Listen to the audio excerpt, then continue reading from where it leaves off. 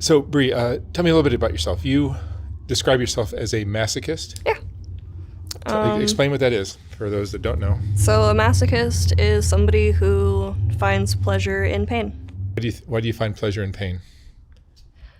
I think pain's always been a part of my life, from a dark place, and eventually I turned it into something positive and found pleasure and turned it into something positive. Yeah, I believe you can do that. Mm-hmm.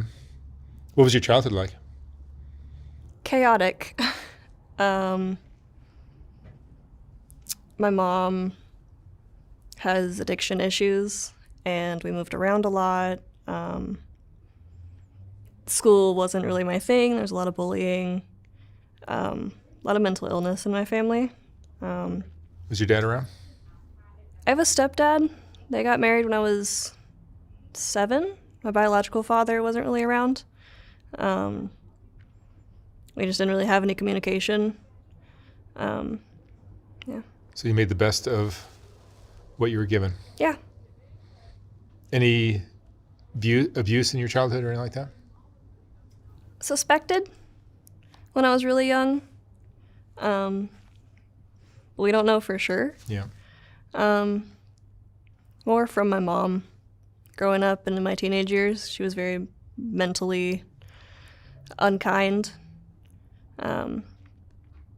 So that was most of the pain where that came from. We can't pick our parents. No. What kind of teenager were you? I was pretty quiet. I just kind of went to school, did my own thing. My mom was sober for about 4 years and became a Jehovah's Witness. So I was forced to do that. That's not really my thing. I'm not really a religious person, but because of that, she kept me very sheltered from the world. So it was school and home and not much else? Bible stuff. Yeah, that was it. Didn't really have any friends. Couldn't really see my family, talk to them. It was very lonely. You had friends? At school, but I couldn't really see them outside of school. Really? Or no sleepovers, no birthday parties, no Christmas, no trips. So When were the first signs that something was going haywire with your life? probably around 9 or 10 is when I became more aware that she was having issues, and she just started taking things away from me. So like I couldn't, no like trips, no friends, no music, which was huge for me.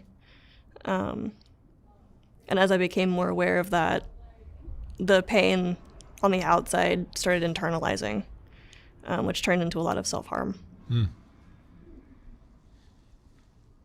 And you mentioned you got into trouble with human trafficking. Yeah.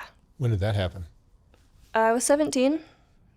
My mom was very adamant that I was not going to go to college, that I needed to meet a nice Christian boy and get married and worship God. And that was my escape plan, was I wanted to go to college and I wanted to be in healthcare and Who gave you those stupid start my ideas? life. I know, right? And so that's what I wanted to do, but she said, no, you're not doing that. And so I just kind of gave up.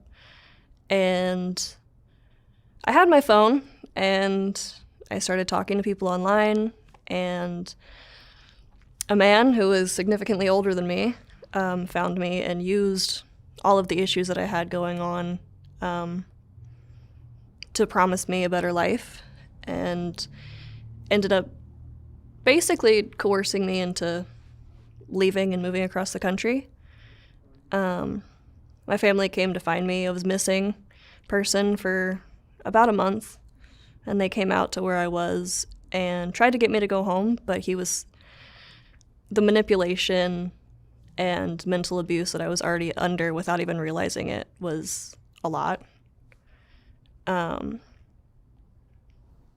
then it just slowly got worse. He had other women there, tried to make it seem like it was all family, but it was very mentally abusive, which turned into a lot of physical abuse, like really bad.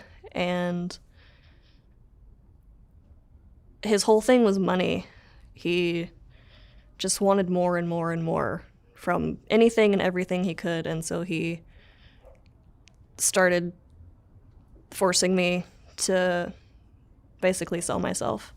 And he would take all the money, and still couldn't really see family. I would take trips every now and then, only because they knew where I was. Was he a pimp, or was he more like... No. It was very domestic. I wasn't like standing on the street or anything. He kept it really He was Caucasian? close. Yeah. See, the white pimps just don't have the same style. He definitely didn't have that.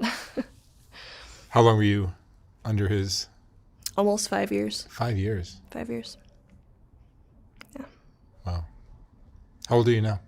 23. So it wasn't that long ago that you got out. Nope. Just past a year in August. And what have you been doing with yourself since you've been free of that? Everything. I moved to Missouri for about 6 months after I got out. Basically, the police raided the house and rescued all of us, and they didn't quite understand what was happening at the time. But then once they realized, like, oh, there's a bunch of women here, they came and asked me, and they were like, "What do you want to do?" And I was like, "I want to go home." So I flew to my grandparents' house for about 2 weeks.